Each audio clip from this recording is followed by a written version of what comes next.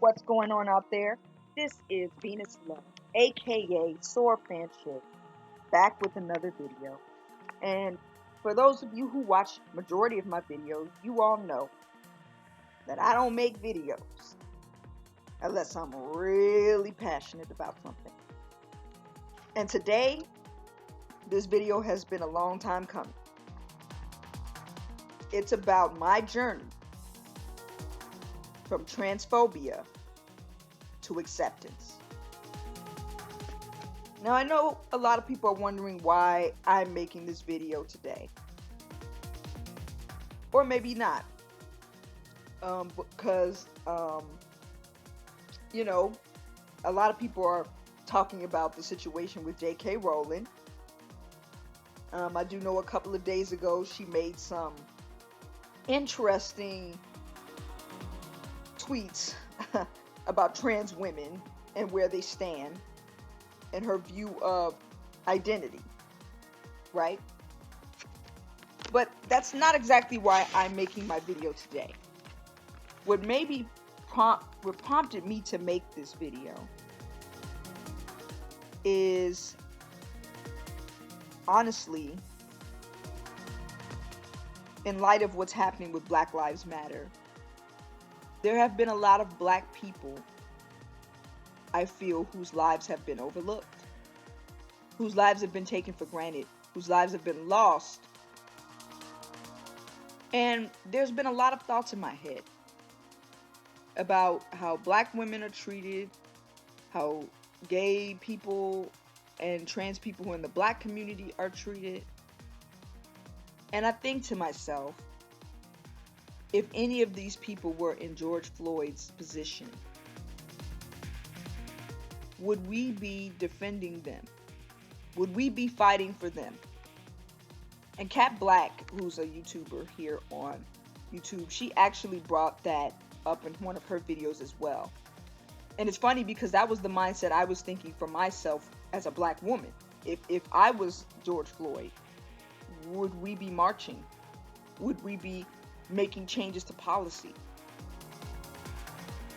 Anyway, not to talk about black cis women necessarily, but getting back to trans people. There's been a lot of conversations lately coming back up because of tweets that J.K. Rowling has made about trans people.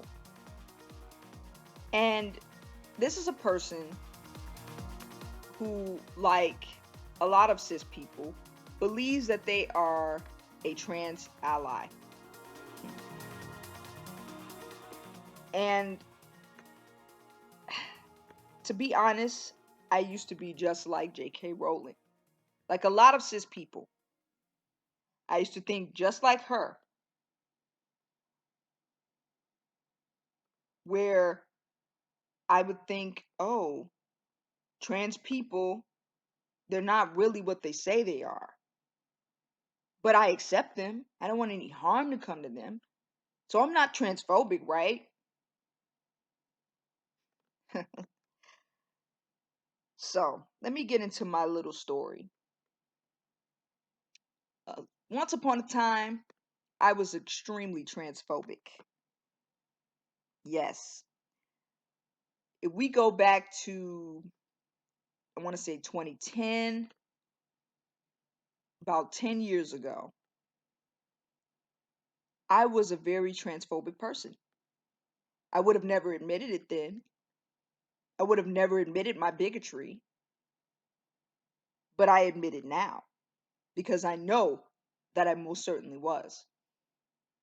The thing about it is, I was what a lot of people would call a TERF. I had just gotten into feminism. Not to say I wasn't a feminist before, but before that time, I was in college. I wasn't in college yet. I just left high school and I just started college. And in my mind, I was like a newborn. I didn't really know much about the world. I was very sheltered. I grew up in a very religious household. So there wasn't a lot of things that I understood, except based off of what I was told. But it wasn't until I started college that I started getting into feminism. And mind you, there were some things about feminism that I didn't like either. But overall, there were a lot of things that I did like about feminism, how they were changing the narrative, how media was starting to portray women. We were finally being recognized. And so obviously that made me happy. But around that time, I ran into a person that said that she didn't like being seen as a woman. And it's funny because growing up, I had my own qualms with being a girl. You know, especially around the time where I started puberty, I felt so uncomfortable being a girl. I was just like, ugh, I gotta go through all this. Good. I had a lot of male friends. Most majority of my friends were male, and I was kind of a tomboy growing up. But when I started puberty, it seemed like all of that was changing, and I was uncomfortable with that. But there were no doubts in my mind that I was a girl. I knew I was a girl. I just knew I was a different kind of girl. So flashing forward to my younger self, about 10 or 11 years ago, when this person told me they didn't like being seen as a girl some of the time, it baffled me because I'm like, okay, I've had uncomfortability with being a girl too, but you are a girl.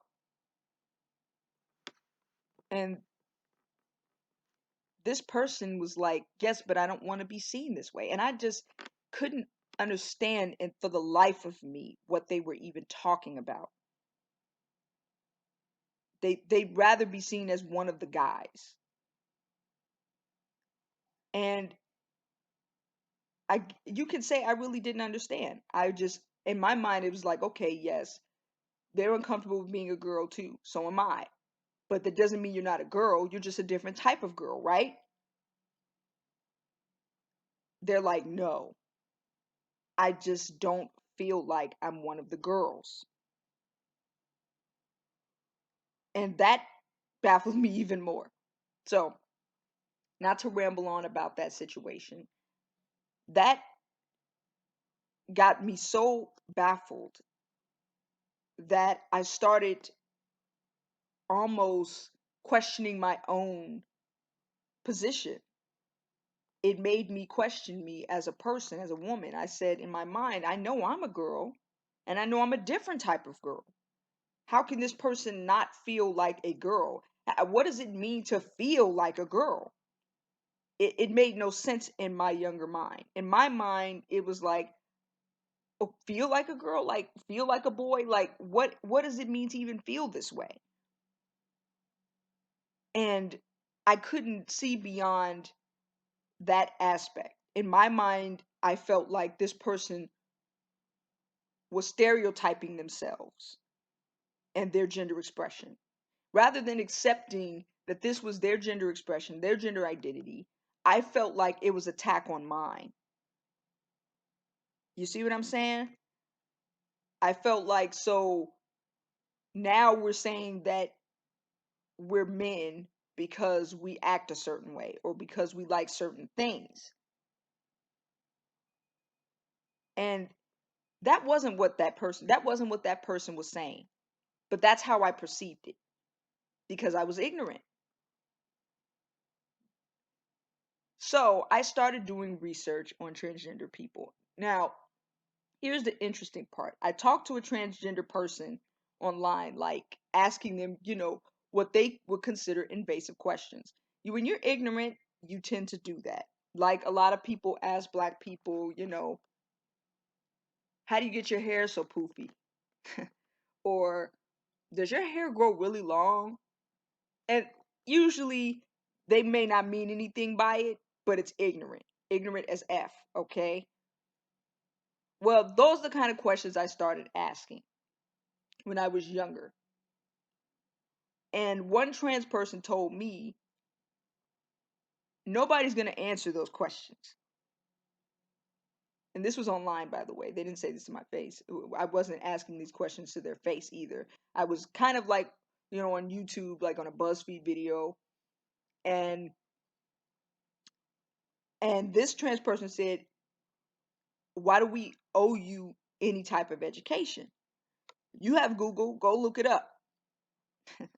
Now, my criticism of that is, if you let Google educate people about your experience, you may not like the Google results. So I did what they told me to do. And mind you, the first result that came up was turf. Was turf material. And for those of you who don't know what a turf is a trans exclusive radical feminist. It's a feminist that does not believe trans people belong in our community, that we should focus on trans issues, and ultimately, majority of them don't believe trans women are women at all. Yeah. So that was the literature that I got handed to me through Google. Nice Google filter. Yeah. And as I started reading turf information, I found myself gaining a dislike for trans people. I wouldn't say hate, but I started not liking what they stood for. The type of things TERFs would say is trans people want to take over sports. They want to win all of our medals after we worked hard to fight for the right to play in sports and try to make it fair so we can win something. Trans women are men who want to take that away from us. That's the things TERFs used to say. It wasn't necessarily 100% true, but it was the things that they used to say. And me being an athlete, that resonated with me at the time. I'm like, in my mind, so trans women are basically men dressing up like women to compete against us and win. And typically, mind you, we're focused on the trans women part because obviously, I started getting into researching transgender identity because of a girl who said who at the time identified as a girl, said she did not feel she was a girl. Therefore, that would make her or make that person a trans man. But at the time, she had identified it as a girl who was uncomfortable with her identity.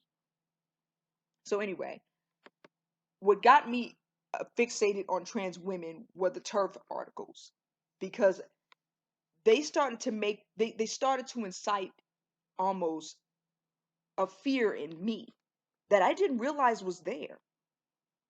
Not until now. Not until recent years.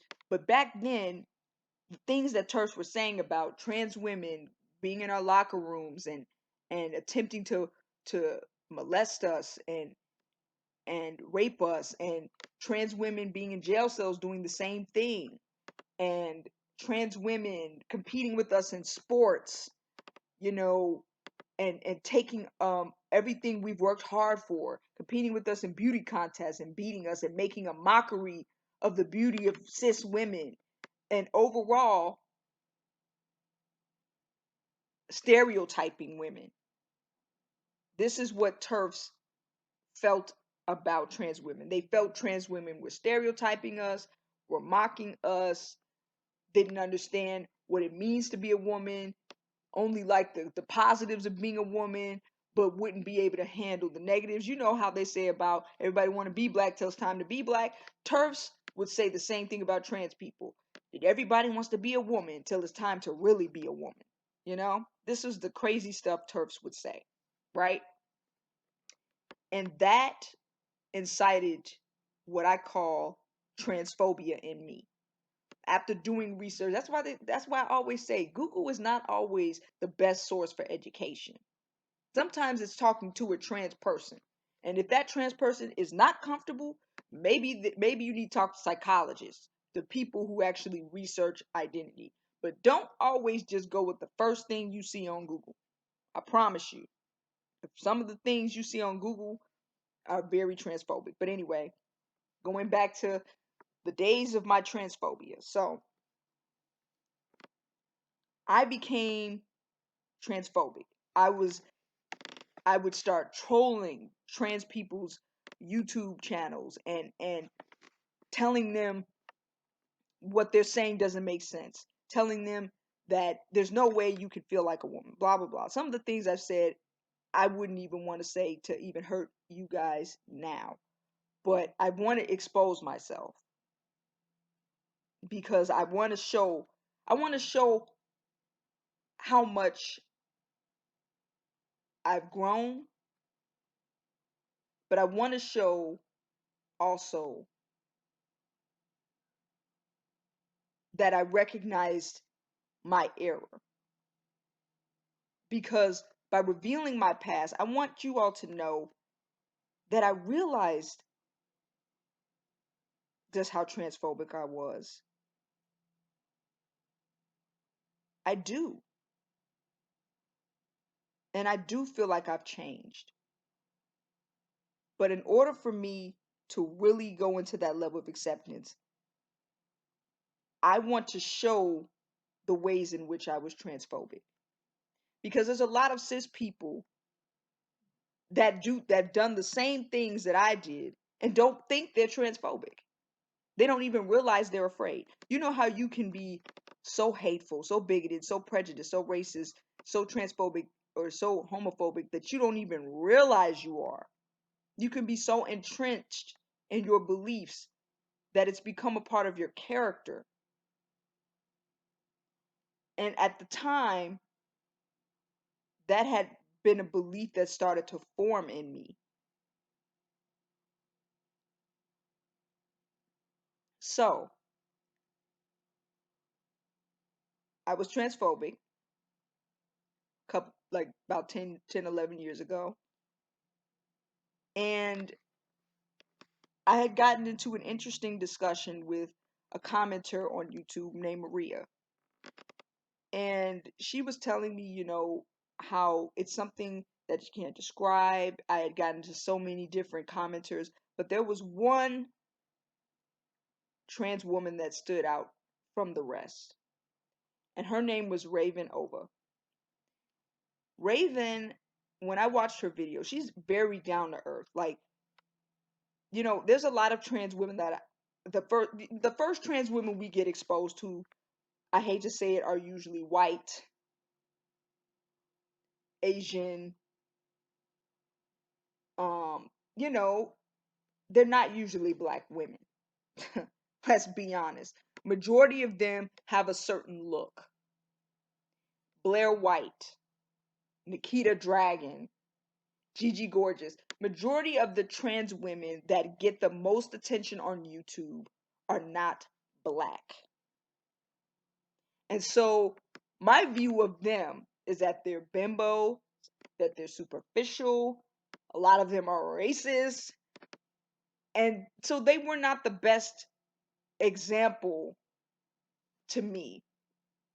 I mean, I still like Gigi, she's cool and everything, but they were not the best examples of transgender identity, put it that way. But when I ran into Ravenova on YouTube, some of the videos she made opened my eyes to how transgender people are treated. To be honest, when I was in turf mode, as I call it, I didn't even think about how that is affecting the way innocent trans people are treated. And it wasn't until I watched Raven Ova's videos that I realized just how harsh trans women are treated compared to the rest of us. That people really would kill them just knowing that they're trans. And we're not talking about ones that are, were, with a boyfriend and these men suddenly found out they were trans. No, a lot of these men knew they were trans, A lot of these men were trans chasers. A lot of these men weren't interested in them romantically, just didn't like trans people. And a lot of these trans women struggled with jobs, especially black trans women. They struggled to get jobs. They struggled to keep jobs. They struggled to get romantic partners. And listening to Raven's video, her echoes were like the echoes of all the black women that I've heard before. How she's looked at, how she's viewed, how she, how people treat her. And yet, when I watched her videos, there was a naturalness about her. Like she's not putting on a facade. I could feel that she was genuine. But that was just the first stage of my road to acceptance. Raven Over was the first one that I said, man, she's normal. Like, she acts like a normal person. Like, she goes through the same things that everybody else goes through. She's trying to make it in this world. She's not just a person putting on a beautiful palace display like the rest of them on YouTube are. She's actually talking about the issues that she deals with every day.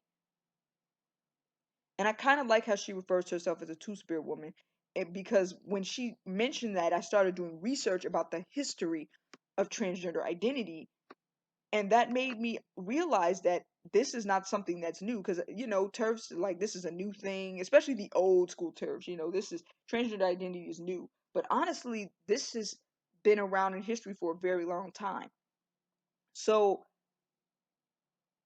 Raven Ova was the first time that I actually started to listen to transgender stories. And after watching Raven Ova, I became what I say is the stage of tolerance. Now, I know a lot of you are going to say, okay, tolerance, is that acceptance? In my opinion, tolerance is not acceptance. I'll tell you why. We can tolerate a lot of different types of people in this world, but that doesn't mean we like them. That doesn't mean we care about them. That doesn't mean we have their best interests at heart. We're just putting up with it so we won't get in trouble. So we won't um look like the bad guy. So we won't directly ruin people's lives. That's really what tolerance is. Tolerance is not the best stage to be in. But there's a lot of people like J.K. Rowling, like Ariel, the lesbian YouTuber named Ariel. I forget her last name, don't really care that much. To me, she's what I would call a tolerant ally. If you can call her an ally, she's really in the stage of tolerance, meaning she puts up with trans people being in the LGBT community. But to be honest, she doesn't want them there. And there's a lot of people that claim to not be transphobic. I'm not transphobic. I completely think that trans people should be able to do whatever and be whoever they want to be. I am not against that at all, right? Yeah, not against that. But they really don't care if you live or die. See, tolerance is equivalent to complacency, and it is still a stage of transphobia. It's just a neutral stage of it. See, there are two stages of transphobia: denial and complacency. There's a lot of people who deny trans people, and then who out of fear. And then there's a lot of people who deny trans people who don't deny trans people, but are complacent when it comes to their issues. That's what I want to say. They don't care when it comes to trans people issues. They honestly, if it was up to them, trans people wouldn't exist. And that's how I honestly feel about Ariel, a person like Ariel. And I know she doesn't say it because most cis people are not going to say, I don't want trans people to exist. They're not going to admit that in their minds they really don't want trans people to be here. But you can tell by the types of videos that she posts how she really feels. Think about it. I went through her collection because it's funny. I used to be an Ariel fan, and I even used to defend Ariel when people were calling her transphobic. But when I look back on those videos now, my view of her is completely different because my mindset has completely changed. See, Ariel's types of videos, she comes up with videos like this person detransitioned. This person thought they were a man, but they were actually a woman that had different gender expression. This person was forced to date a trans person. That makes me sad, and all this other crap. If you are a trans ally, in my opinion, these are not the kind of videos you would post. Now, maybe Ariel has changed.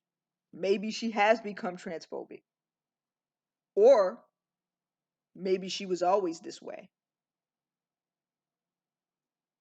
But regardless, she is what I would call a person that's tolerant of transgender people, not accepting. She puts up with them being in the LGBT community. J.K. Rowling puts up with them identifying as women or men. But they really have not accepted them as they are. If it was up to them, they'd rather these people not be around. And that's what I realized about my stage of tolerance. After watching Raven Ova's videos, I became what you call a tolerant cis person. Meaning, okay, so now I'm at the stage where I think, trans people should be allowed to go to the washrooms they want to go to. Hey, as long as they're not bothering me, they should be allowed to do that. They should be allowed to go to the bathroom. They should be allowed to do these things, that thing, blah blah blah blah. They should be allowed to date who they want to date, express themselves, just like J.K. Rowling. But then, in my mind, I also felt while they should be allowed to do that, I still think we need to address the fact that I am a woman and they are trans women, that I am above them in that hierarchy, basically. That's basically what my mindset was. I was tolerant of them. Okay, it's cool that you want to identify as a woman. That's fine. But I come before you. My needs come before your needs as a woman. And I refuse to call myself cis, blah blah blah blah blah, because I'm a woman. But you could be who you are. That's fine, because and I would never want anything bad. I would never encourage anything bad to happen to you, right? But I'm a cis woman. But I'm a woman. I didn't even use the word cis back then, but I'm a woman, so my needs come before yours, right? That's what you call tolerance. So, going back to the story, I became one of those tolerant cis people who started doing a little bit more research on identity. And at the time, I think around maybe like 2017 or 16, I started to get really interested in horror films. Now, I know this is weird that I would even bring up horror films, but I started to get really interested, particularly in the strange case of Dr. Jekyll and Mr. Hyde. Okay, so I read the book. It was amazing. Not to spoil too much, but read that book. It's great. On its own right, that is. And I started to really do research about everything involved in it. And one of the things that came up um, while I was reading or researching about Dr. Hyde was the movie Split. Because I think around 2016, that movie came out. And a lot of people compared it to Dr. Jekyll and Mr. Hyde. And interestingly enough, there were a lot of people that did not like the movie Split, particularly people with a disorder called dissociative identity disorder. Now, at the time, I didn't even know that real people actually had what that man in Split had. Like, when I say I was ignorant about um, mental disorders and identities and things like that, I had no idea real people experienced what the man in Split experienced. So when I started researching, I ran into a YouTuber named Dissociated. I think a lot of people know who she is if you've ever done research on dissociative identity disorder. She's like the first YouTube channel that comes up, right? And when I started watching her videos, I was flabbergasted. I was astonished that this was real, that real people actually had various different alters and identities. Now I know you guys are wondering what this has to do with transgender identity. I'll get into that in a bit. So I started watching dissociative identity disorder. I mean, I'm sorry, dissociative about identity, dissociative identity disorder. And when I started watching it, it was amazing and sad at the same time.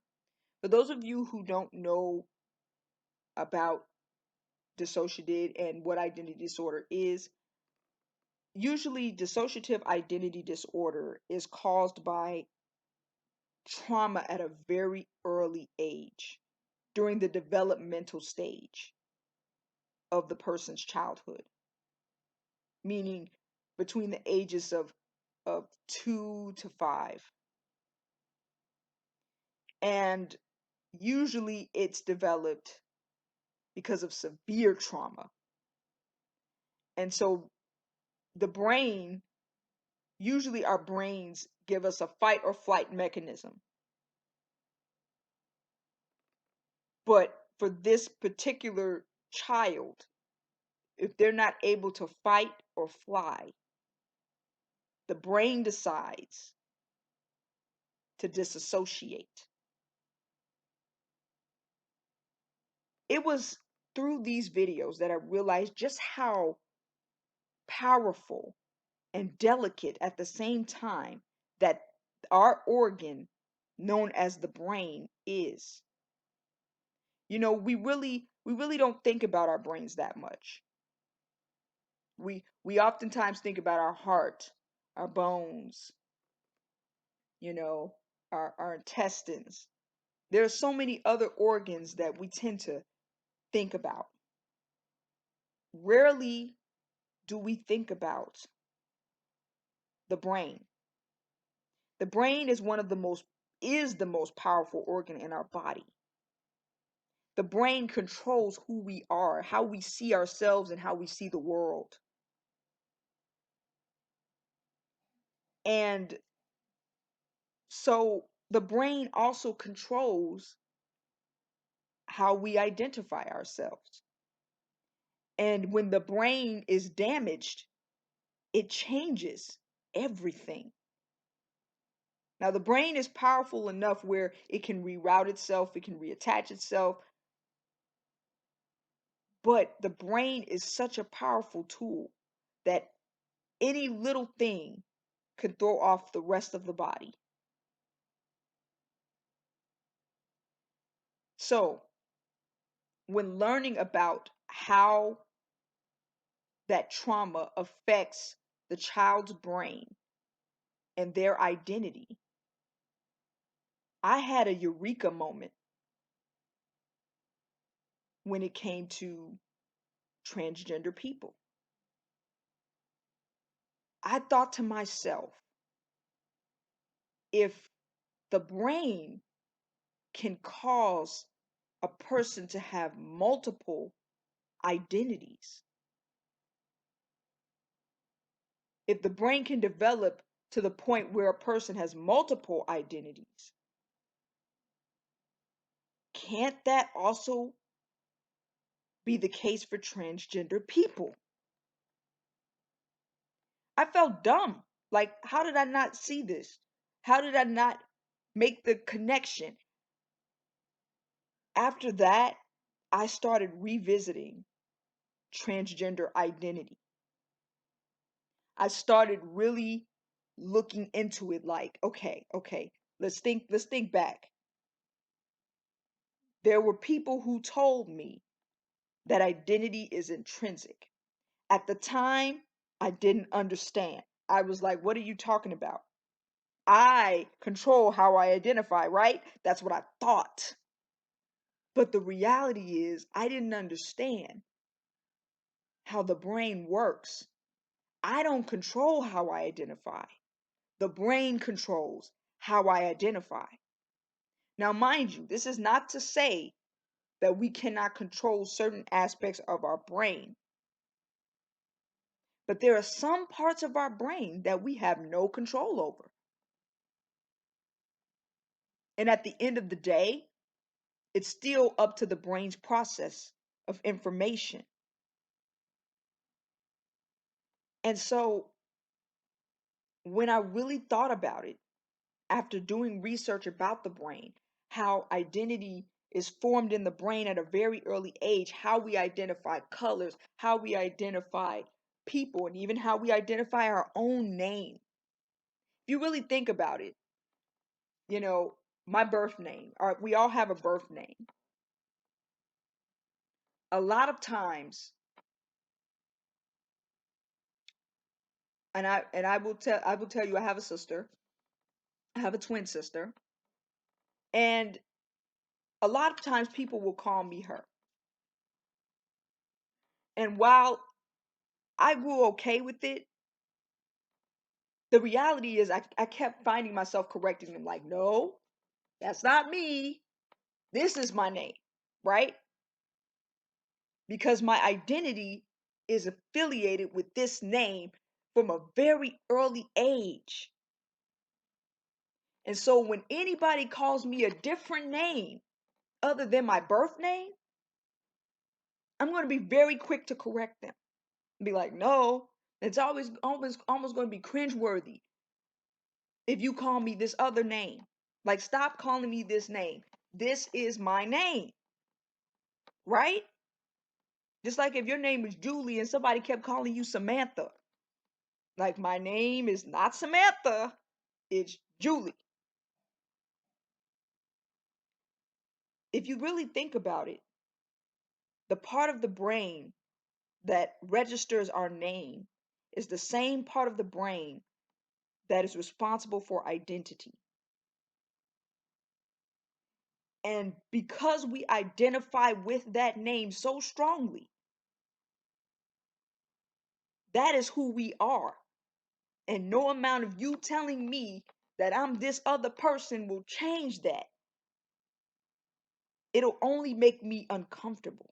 It will lead to discomfort because the brain has already registered who I am at the very early stages of my brain development.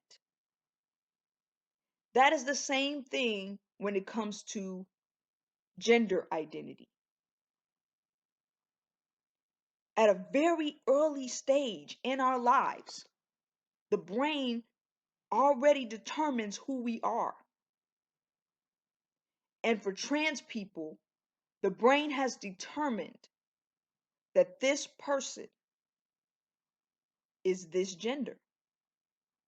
regardless of how the body looks. The brain has said, you are this gender. This is you. And so when I really started to understand how identity works and how we really have no control, I started to see that this is not just something. See, trans people, this is not something they woke up one day and said, I want to be. This is not something they can control. This is not something that they forced upon themselves. You really think trans people want to be the butt of jokes, want to be mocked, want to be treated like scum, attacked? You think they don't want people, they want to be desired like everybody else. They want to have to live normally like everybody else. You think they want to go through the things they have to go through? I don't think so. Obviously, for them to go through lengths to pay tons of money to become who they feel in their minds, who they know in their minds they are, something real has to be there.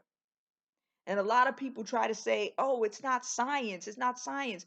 Who made up what is science? First of all, science is an ever evolving thing. Science is not like history. History cannot be changed unless you do more research on a historical fact. But it's not something that changes over time. History always remains the same. Science is an evolving practice. We as animals, because humans are a part of the animal kingdom, we as animals are always evolving.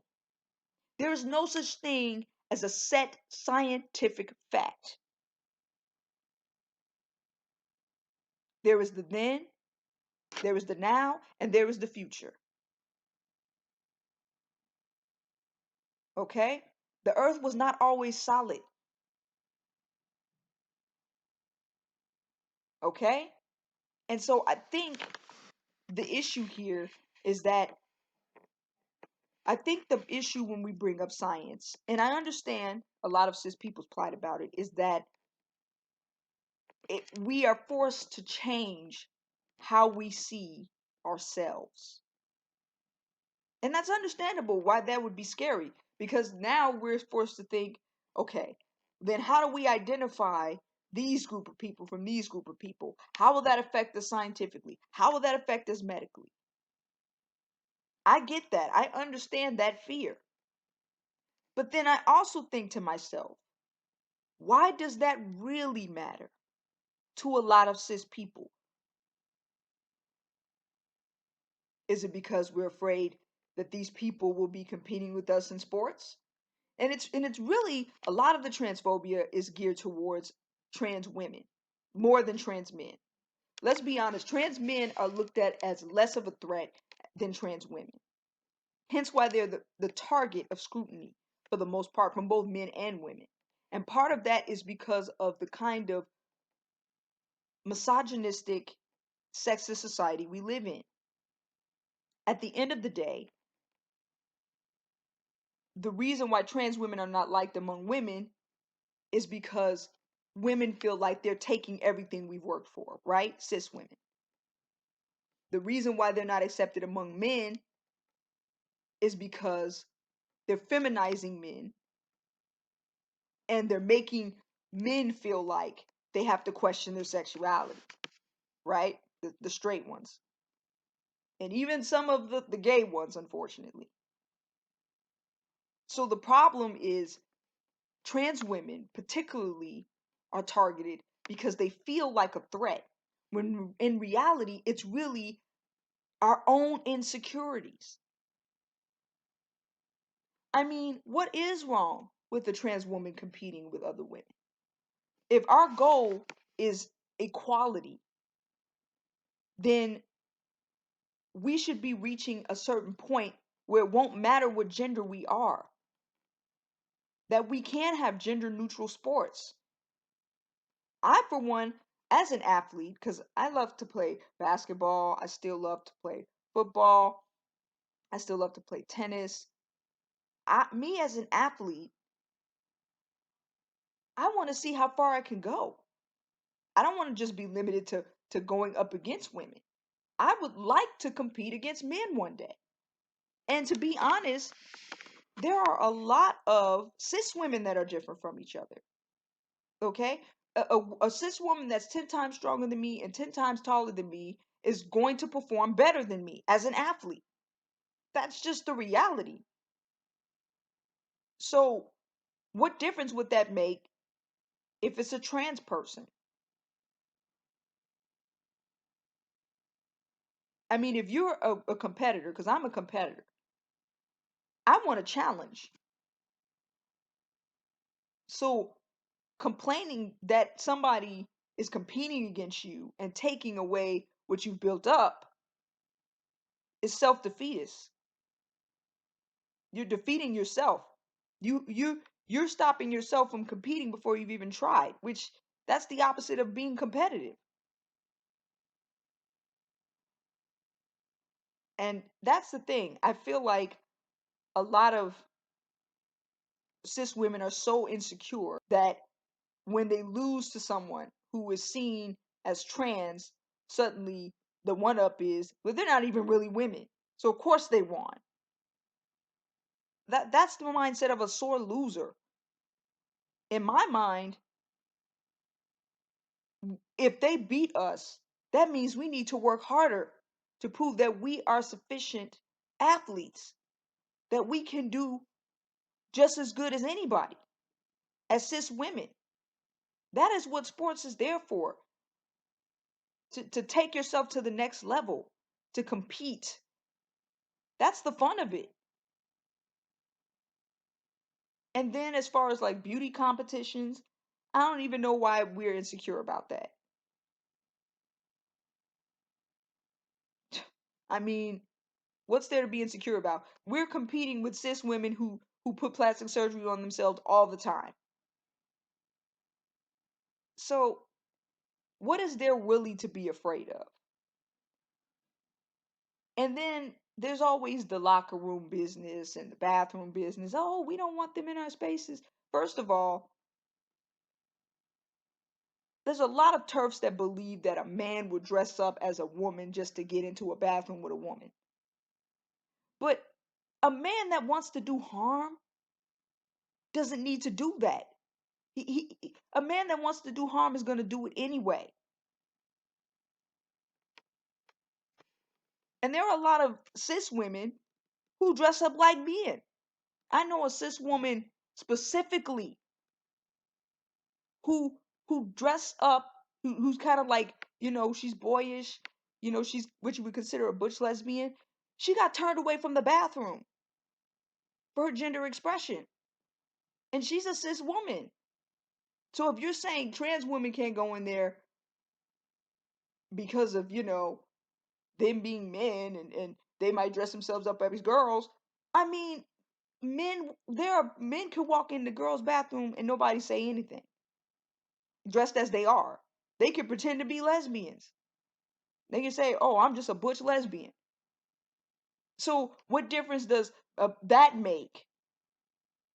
What difference does that make? A man could go dressed as anything and go in the girls' bathroom to do harm if that's what he wants to do. It has nothing to do with their identity or expression. And so, I think that's just a weak argument. Even when it comes to the locker rooms, the jail cells. Now, in jail, yeah, sure, I know a lot of trans women and cis women who have stated they've been, assaulted in jail and they've gotten pregnant and things like that, because they're not on hormones. But for the most part, trans women don't even they don't even think like that. Most trans women don't think like that. Most trans women are trying to be as womanly as possible. And usually you can tell by everything. A man is not going to change his entire identity, his entire name, just so he can do harm to a woman. He's not going to change his whole identity for that reason. And to be quite frankly honest, no man, no woman, no trans woman is it. Most majority of trans women are interested in men. So a lot of them really are not out to get you. I mean, percentage wise, most of them like or prefer men. They're not trying to disrupt anything you got going on in your little lesbian circle. And quite frankly, I've been handled poorly by a lot of lesbians. A lot of lesbians have assumed I was a lesbian because I'm cis and I'm heterosexual, but because I'm an athlete and because I do dress boyish, a lot of them have tried to hit on me and have even um harassed me. So a trans woman, this is not something that's exclusive to their behavior. Cis women could do the same thing. Okay? Bad behavior is bad behavior, no matter what you identify with. So these unfounded fears of trans people is ridiculous. And it took me a while for me to get to that point. It took me a while for me to get to that understanding. And once I understood that what I was thinking about, what I was seeing was dumb, that's when I was able to go into the road of acceptance. Acceptance is a totally different animal than tolerance because acceptance requires you to first take responsibility for your past mistakes, for your past mindset. It requires you to educate yourself on what it means to be transgender so that you can better understand. And even now, there are a lot of things I still don't understand, but I'm in the mindset where I want to understand. And then I think acceptance overall gets to the point where you don't even really care if this person is trans. You recognize that they are trans and that they will have certain experiences, but that's not the pitfall to who they are as a person, as an individual. Funny story, the YouTuber Cat Black back in the day, I used to despise her. I used to say some of the worst things possible. I think we got into a debate too a while back about identity, and this was back when Cat Black was more SJW-ish. It's funny, we both seem to change. Like she's gotten less SJW and I've gotten more SJW or something. I don't know. Well, I don't consider myself SJW, but people gonna call you what they call you regardless. If you don't agree with them, that's what they're gonna call you. But I used to really despise her back in the day. She used to be one of my least favorite YouTubers because I was literally obsessed with hating trans people. And she was one of those people that would be like, F you. Like, look, get out of here with this nonsense. She would really put me in my place. Flash forward to today. Cat Black is one of my favorite YouTubers. And not because she's trans necessarily. Yeah, I know she's transgender, but she makes great content. Like I'm able to watch her videos without thinking every 24/7, oh, she's transgender. And maybe it is because she passes. But even Raven Over, like I can watch Raven Over. Like Raven's older than me, so I call her Auntie Raven. But I can watch Raven Over and not even think about her being trans. The only thing is she does talk mostly about her issues as a trans woman. But I can watch these ladies and not even in the back of my mind say, oh, they're just a transgender woman. In my mind, they're just women. There are other female there are other female videos that I like watching. And Cat Black, you should definitely watch some of her videos, especially about polyamory. I've really learned a lot about it because I do have a friend that is polyamorous, which I might get into a video about later, about what I've learned about polyamory from like Cat Black and other people. And there's a possibility I could be polyamorous. I've been really thinking and reevaluating myself lately, like, now that I think about it, that's a possibility. But anyway, getting back on topic. Cat Black's videos mean so much means so much more to me now than it did then. The videos that I used to watch then, I can't even stomach now. You know, like Magdalene Burns, Ariel, even like um Blair White. Like the people I used to watch, not that I could really stomach her much back then anyway, but the people that I used to really stomach, used to really watch, used to really defend, I can't even stomach now. And I find myself, but the fact is, I don't judge them too much because who am I to judge when I was just like them?